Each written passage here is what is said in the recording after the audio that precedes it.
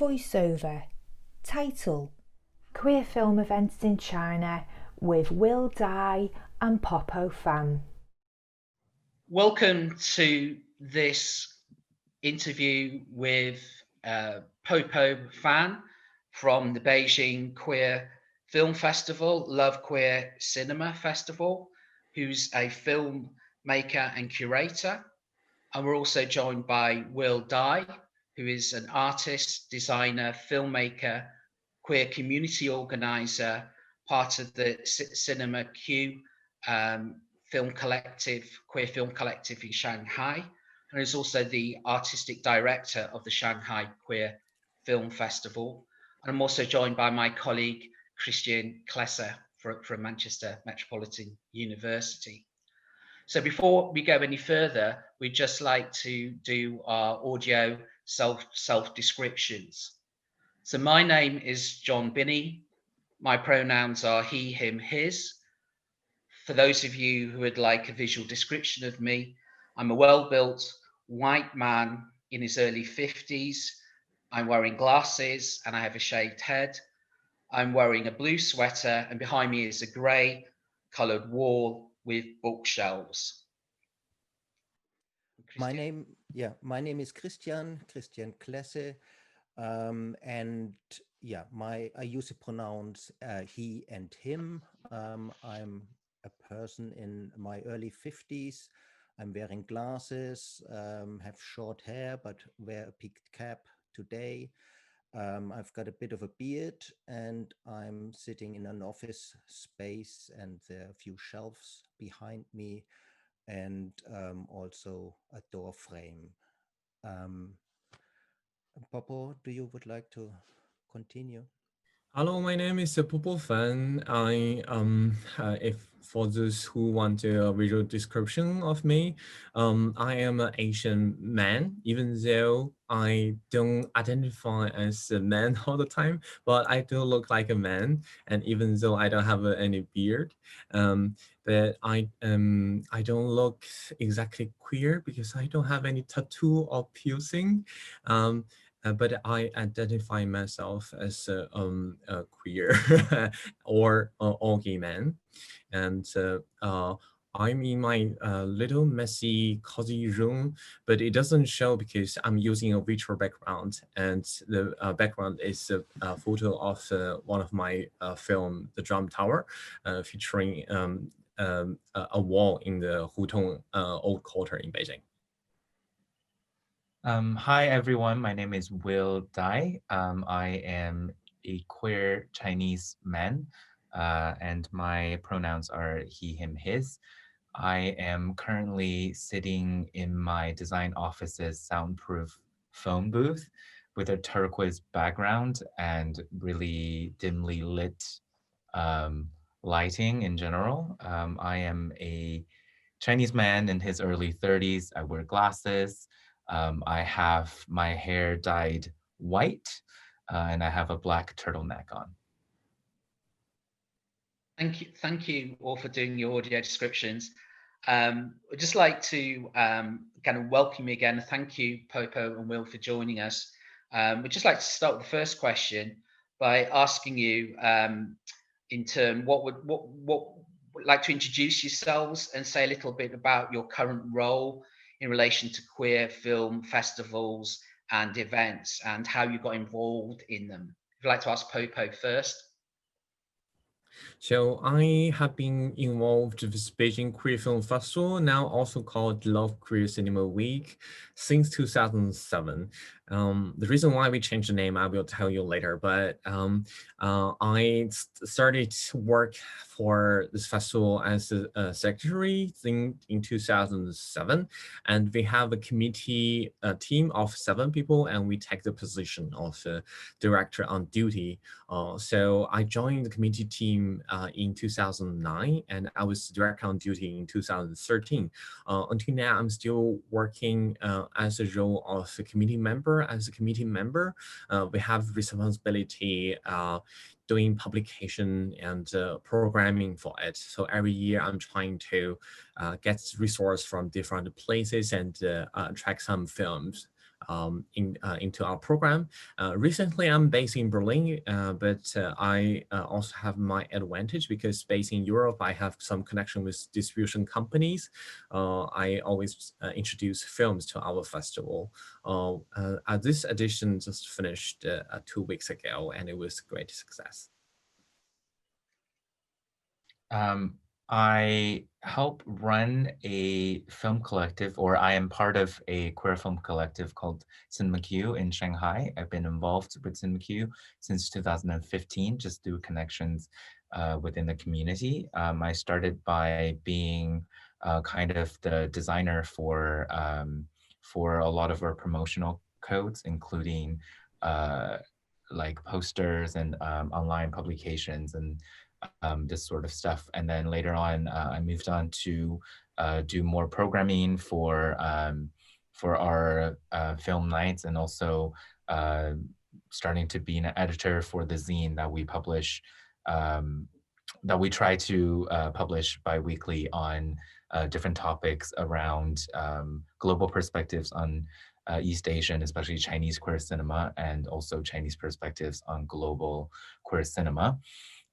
And for the Shanghai Queer Film Festival organization, I started also being the art director of the festival, kind of advising on visuals and promotional materials, but I'm also involved with selecting films. And since I have quite a close personal relationship as well with the founder of the Shanghai Queer Film Festival, we kind of also work in a collective kind of way in a lot of different details of the festival. Thank you both for those introductions. I'd just like to ask you, what are the most important things that you've learned from your experience of running a queer film festival and events? I think the most important thing to run a festival, a film festival, is to have your eye line. And so we always need to work with other people to get our festival to be held, because especially under such a difficult situation in China with censorship and from government, and also civilian from authority, and you have to have a solidarity with people within and outside of your community. For example, recent years we work with French Institute and the Goethe Institute, and also we get financial support from embassies. So these are very important resources because normally if you host at their venue, it won't be disturbed by the authority. And the other thing is members from your community, a lot of NGOs has a very tight connection with us. We always, if we, for example, this year, we hosted a panel discussion about elderly queer people, and we have activists who are doing advocacy in the community about elderly queer people, and we invited them to have a panel. And at our opening, and we always try to invite activists and NGO workers.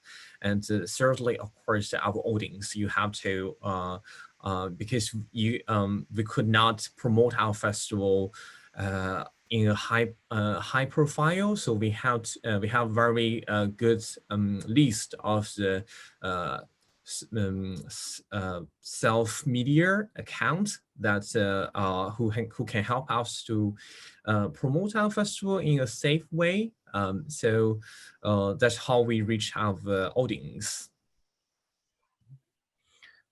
I think building on what Popo had said a little bit earlier also about the socio-political situations in China, one of the main things that I feel like is very important in my experience doing kind of collective queer cinema work is that you always have to be a lot more nuanced than usual when you're talking about queerness in general. May that be because of the political situation or because of the fact that we are in a very kind of, I think, pivotal moment in general culturally, where globalization is kind of a trend within which a lot of like ideas are being kind of imported from outside. But for example, like the idea of queerness is not something that's actually really, I think, completely an imported idea. Like there's a lot of queerness within Chinese culture as well. There's a lot of queerness represented within how we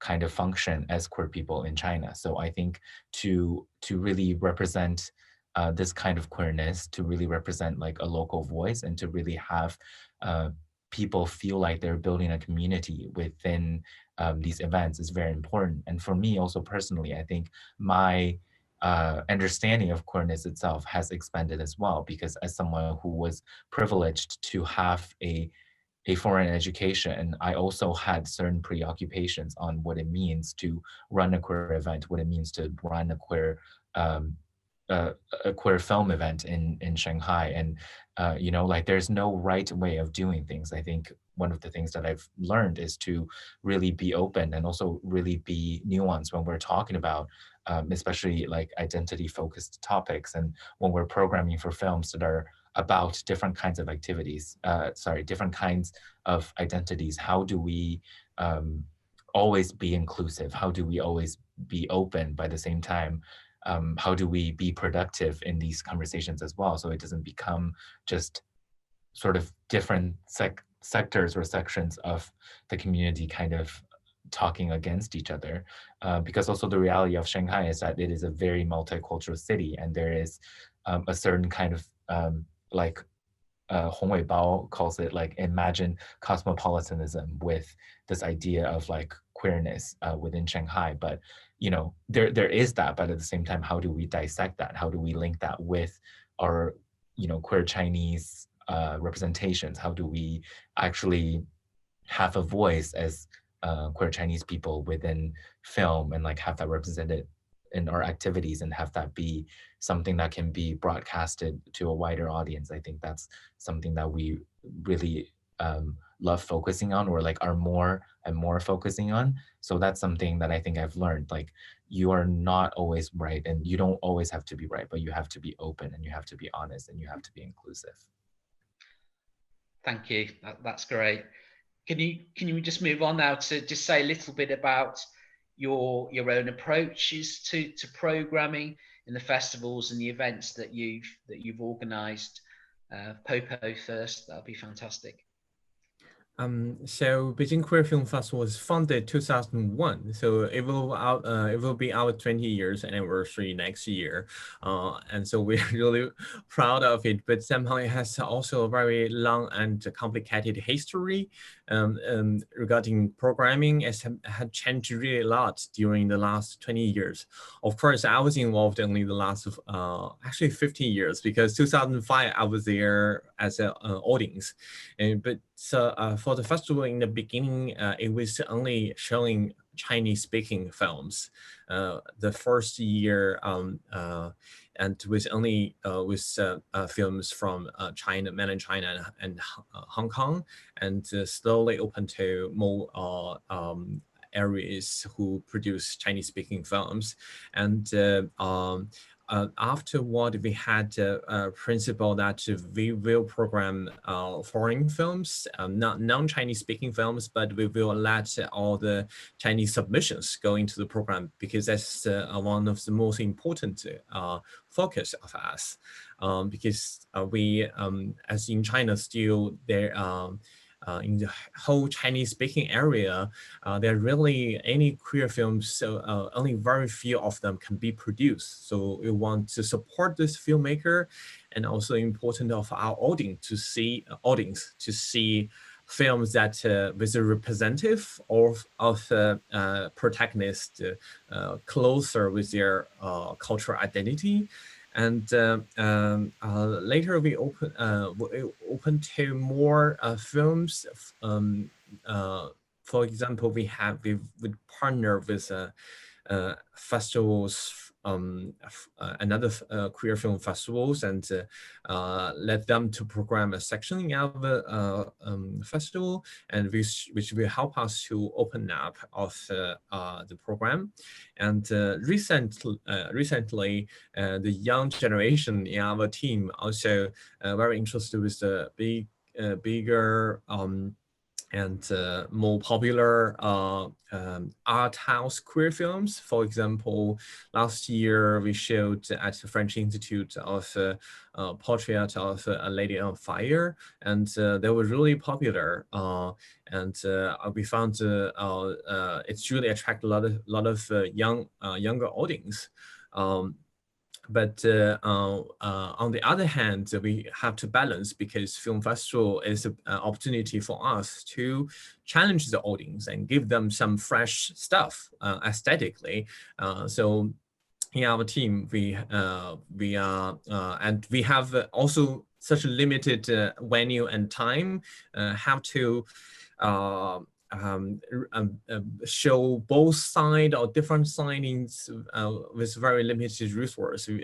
It's recently being a struggle for us to balance all those. I think for Cinema Q, our value proposition is kind of slightly different, because we are a shorts program also, and like we happen monthly, and it's normally in collaborations with nightlife venues. So we like to say that we love like kind of just fucking with people's ideas of a lot of different things. It's a queer film collective, but we also challenge the ideas of like, or we hope to challenge certain ideas of what it means to be queer, and like what, you know, how queerness can be represented within cinema or within motion pictures. So we show a lot of experimental films, we show a lot of animations, we show music videos, we show clips from advertisements, we show like a lot of student work, and for like the non-narrative things, when they become very visual, when it's like something of like a mixtape of queer visuals, it's also, it captures upon this more kind of less intellectual, but more kind of, I think, sensual and more sensorial experience of defining what queer is. Every time we do have a focused theme, sometimes it's more concrete. Like we've done a screening called Mother, which is about kind of queer motherhood, and from like queer motherhood, or the idea of like queer people's relationships with their mothers, to kind of this big idea of like queer family and queer queer becoming within this idea of like of being part of like a big queer family. Or we also have like kind of more conceptual themes sometimes. For example, we did one last year called Metamorphosis, which was all about, you know, this idea of like finding your new identity and like having to kind of overcome your old self to become a new queer self. So we do have an online submission channel. So most of our films come from this submission channel, but we also actively search out for new material that we find online, and we contact the filmmakers and tell them about the event and tell them about the theme, and then we program that into the theme. So I would say it is more, in a sense, it's more like a curation process, kind of like, you know, when it's a gallery show or in an art show where you have a theme and you have like a supposed audience, and then you kind of pull a lot of different materials together. And of course, for the more narrative films that we do include, we have bilingual subtitles that we do ourselves. So it is quite a quick turnaround, since it happens every month and it's an hour and a half normally of like short material. So this is also why I think it's like kind of been Ouroboros, right? Like because of how much work there is to subtitle everything, it's also sometimes nice to have more expressive films, because those things don't have to connect with people on a language basis. They are visual. And also we do a lot of events within nightlife venues, and we collaborate with DJs um, who are a lot of times also involved with the kind of the queer nightlife scene in Shanghai, where kind of the ballroom culture is starting to have like a Shanghai representation, and where a lot of like kind of queerness is becoming more of a staple for a lot of nightlife venues in Shanghai. So in a sense, I feel like that's part of the whole ecosystem of like queer nightlife in Shanghai, as compared to something like Shanghai Queer Film Festival or Love Queer Cinema Week, where in a sense it's more of a it's more of an academic, formal, and very, I think, very cinematic experience. I think for us, it's the strategy and the positioning is slightly different. But it's very, I think it's great to have so many different kinds of activations within China. And like me and Popo have known each other for a long time also. Like there's a solidarity also between different organizations in China because of the difficulties and the difficulties in the social environment, but also difficulty sometimes in finding materials. Like we've also found material that we saw at Love Queer Cinema Week that we will want to screen and this kind of thing. So Thank you so much for sharing your rich thoughts on curating and programming. We would like to ask you also about your ideas of how organizers of queer film festivals and queer film events could make these events accessible and welcoming for everyone. I'd like to go first because our festival has faced so much harassment from the authority previous years, and especially that year when I was direct on duty 2013. The year before, we had most of our venues were informed by police that they were not allowed to host our event. So to be honest, one of the biggest pressure to hold this festival safely is the pressure from the authority.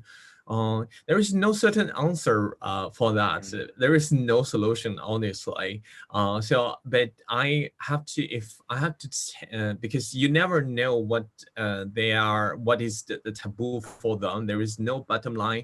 What you can do today doesn't mean what you can do tomorrow. But our strategy, I found, which is very important, is to be flexible. And somehow it is also a format of a queer practice. And we had also made a documentary about this progress called Our Stories, and featuring the history of the Beijing Queer Film Festival. And we have to have a plan B, plan C, or even plan Z. So in 2013, when we were hosting the festival, we had rented a bus. We showed one of our film on the bus, and then drive our audience to one place and continue to watch film there. But even though the next year the bus company was told not to rent their bus to us, then we just take our audience to be on the train, and then give them each of them a USB to watch on their laptop, and stuff like that is so we call it a film guerrilla. And recent years we were lucky to have a venue like French Institute and the Goethe Institute, but somehow I could not say they are completely safe, and because we don't know what is the next step for if they would also be targeted. The other thing is, within the community, I found recently there is a lot of issues to address, referring to diversity and visibility. Even within the community, we have so much vulnerable and marginalized groups. And we, as an organizer, we always have this awareness. For example, this year we showed a film from Hong Kong called Suk Suk, and talking about elderly gay men. And we had this panel also want to point out that we need to pay attention to issues like aging, and not just representing queers as young people. Previous years, we also we also showed films and also had panels about intersex, about asexual, about sex worker, bisexual, which is also very, very invisible in China. And we talked about the BDSM, and also had some other sex positive films showed. Sometimes we got a little bit trouble with the venue, but in the end we managed it, and we told them why we have to show this. So I think those as a film festival itself, the value of us is promotes the diversity of film culture and queer culture. So I think this is all along with every idea of program and also our organization. So this make our festival to be very welcome to everyone. Yeah, I think I definitely echo what Popo has said about always trying to make what we do more inclusive. I think for Cinema Q, since we are a monthly event, in a sense, we have the privilege of trying different things each time. It's not an extended period of time that happens annually. So when we do different themes, we try to include different kinds of sort of experiments. And also, I think it's really important for a lot of organizers to realize, I think maybe especially in Shanghai, that the resources that we do have and how to share these kinds of resources with other members of the community. For example, 2 years ago, we did a screening that's focused on transgender lives, and we donated all of the earnings from the bar to a trans shelter in Nanjing. And also last year we did a program where we collaborated with a Shanghai organization that provides sign language training for a lot of Chinese sign language training for a lot of people. So we invited a lot of the hearing impaired queer community to be present at the screening. And it was very surprising because it was a group of, it was a huge community of people that I felt like we never really, we had never really thought about or thought enough about before that event. So I feel like as an organizer, kind of like what Popo was saying, I think we have to always be educating ourselves in a way too, and have to always try and push the envelope and to see and to explore how we can do things better. And I think in our sense, like Shanghai has a little bit more of a luxury in terms of when we build something as a cultural event, when we build something as a nightlife event, when we build something as an artistic event, we don't have as much governmental intervention.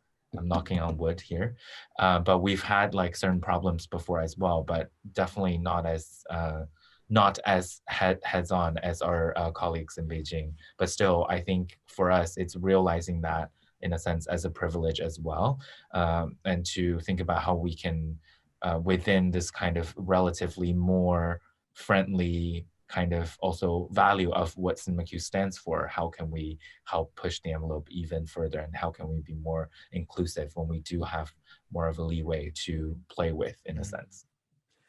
Having done this amazing and path-breaking work for quite some time, what would you say are the most rewarding experiences you had organizing queer film events and festivals, and what were the most challenging experiences you had? I think I have been almost talking about different challenge all the time, but the other one is really important for us is human resource. It's our labor and our time, because as a festival organizer, none of us is full-time, and most of us are not paid. We are all volunteers. And we have each of us has other jobs to make a living, and so it's quite challengeable balance, and sometimes could be very exhausting. I definitely echo that. I was going to say, like, having a sustainable work culture and having an exit strategy is really important, because also for the initiatives that we have here, everybody is working on it for free. Everyone is a volunteer. Everyone works on it because of our passion and because we believe in the things we do. But at the same time, firstly, it's really difficult sometimes to find people who are willing to work on it with you. And secondly, it's also being able to let go of certain things, right? Because in a sense, when you build something, you really think of it as part of who you are in a sense too. But then at the same time, especially because it's not something that's paid, it's not a job, it's a passion project.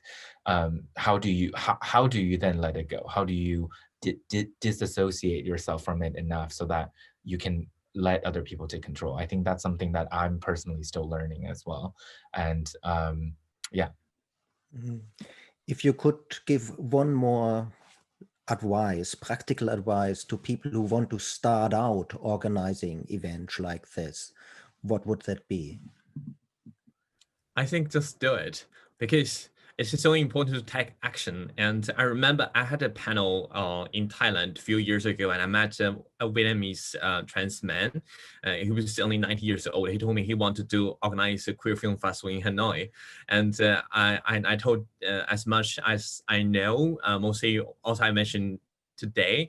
And the next year, actually a few months, even within half a year, he already sent me an invitation. So I'm going to start it in Hanoi, and we would like to come to our festival. And I was really impressive, and we are so proud that we have this collaboration, and especially within the region of Asia. And keep on doing and keep on communicating, keep on questioning, keep on reflecting about ourselves and improving, and then it will be a great festival.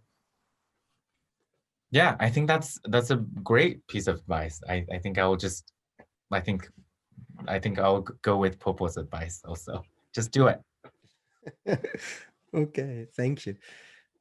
That's great. Thank you, Popo. Thank you, Will, for such a rich and inspiring interview, and for again taking the time to join us. So thank you very much again. Thank you. Thank you. Conversation with Will Dai and Popo Fan. Interviewers John Binney and Christian Klesse. Funders Ruckus, the Research Centre for Applied Social Sciences. Part of Queer Resource. Copyright Manchester Metropolitan University.